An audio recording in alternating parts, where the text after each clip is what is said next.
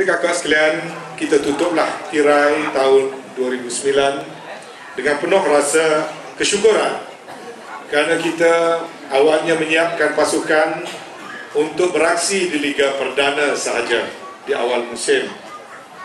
Pasukan yang kita bentuk sewaktu saya menjemput Indra, Farhan, Khalid, Daud dan lain-lain,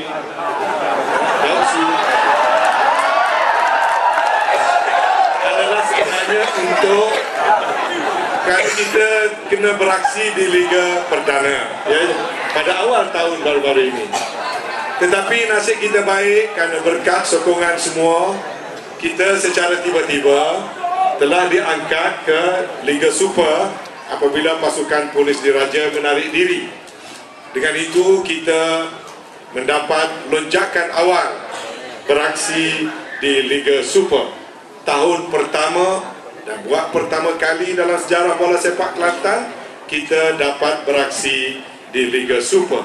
Dan siapa yang menduga, siapa yang menyangka, walaupun kita baru tahun pertama beraksi di Liga Super, kita telah berjaya menjadi naib juara 2 piala, Piala FA dan Piala Malaysia.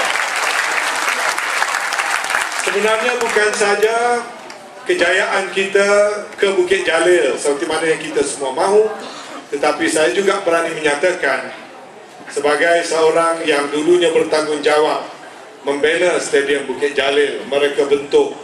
Waktu itu Dr. Mahathir berkata kepada saya, Anwar, you nak buat stadium besar-besar ni, boleh penuh ke tidak stadium sampai 100,000?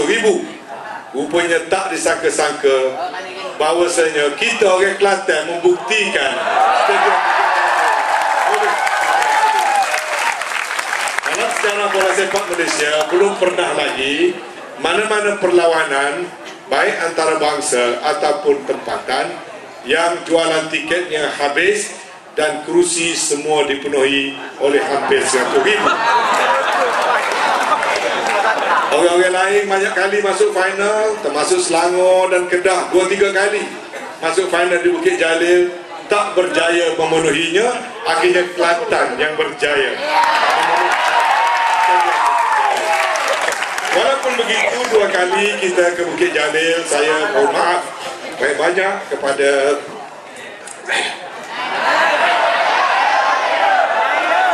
saya minta maaf kepada penyokong semua kerana walaupun 2 kali kita masuk ke Bukit Jalil, kita belum berjaya untuk membawa balik Piala Malaysia atau Piala FA. Sebab itu kita berazam, kita tutup tirai tahun 2009 dengan suka dan duka, kejayaan yang kita capai dan sebagainya, dan kita tidak harus berputus asa. Kita harus menanam keazaman. Bagi saya mudah saja.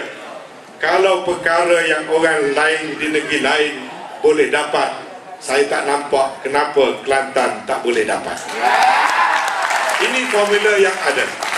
Kalau Selangor boleh dapat juara treble, Kedah boleh dapat juara 3 piala 3 tahun berturut-turut, kita ingin membuktikan juga kita juga Kelantan akan sampai ke situ.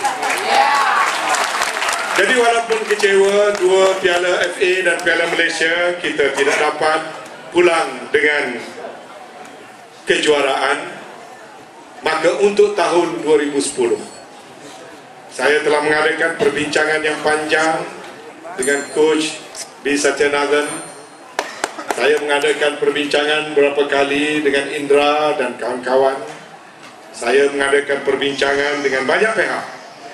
Dan saya telah membuat tinjauan-tinjauan serta membaca dengan teliti laporan pasukan yang dikemukakan oleh Ketua Jurulatih kepada saya.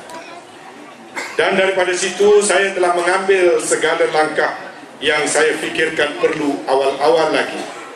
Sebab itulah pada hari ini, sementara negeri lain masih terkapai-kapai mencari pemain dan melantik jurulatih, kita pada hari ini kita mengumumkan secara sepenuhnya skuad Red Warriors 2010 tanpa ada sebarang keraguan.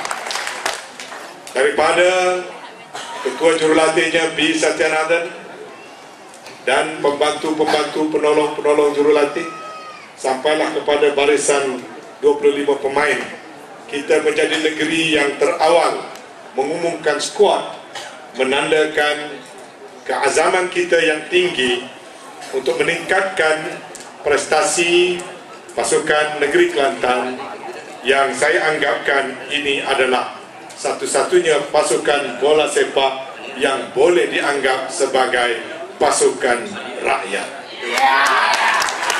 Pasukan yang ditaja oleh rakyat, pasukan yang dibiayai oleh penyokong, oleh penonton. Sudah tentu tidak kurang daripada 3 juta dana tahun ini bakal didatangkan daripada penyokong-penyokong kita sendiri.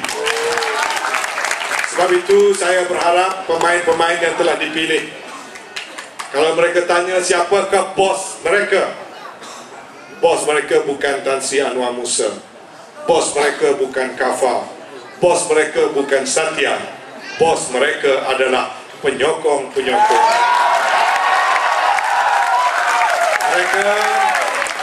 Mereka akan bermain untuk Kelantan. Mereka akan bermain atas nama negeri Kelantan. Mereka akan berjuang bersama-sama dengan rakyat Kelantan. Mereka akan mengharumkan Kelantan. Dan saya harap mereka bersiap sedia untuk memikul peranan, tugas dan tanggungjawab ini. Abang Wah tidak lebih daripada hanya seorang ketua pengurus. Tolong menguruskan, memastikan keperluan pasukan dapat dipenuhi, memastikan gaji dapat dibayar. Tak boleh kita harapkan permainan yang baik tapi gaji yang tidak dibayar. Tetapi bukan saja gaji, tetapi keperluan-keperluan yang lain. Sebagai seorang pemain profesional, pengurusan yang Abang Wah pimpin akan berikan mereka segala kemudahan dan layanan sebagai seorang pemain profesional.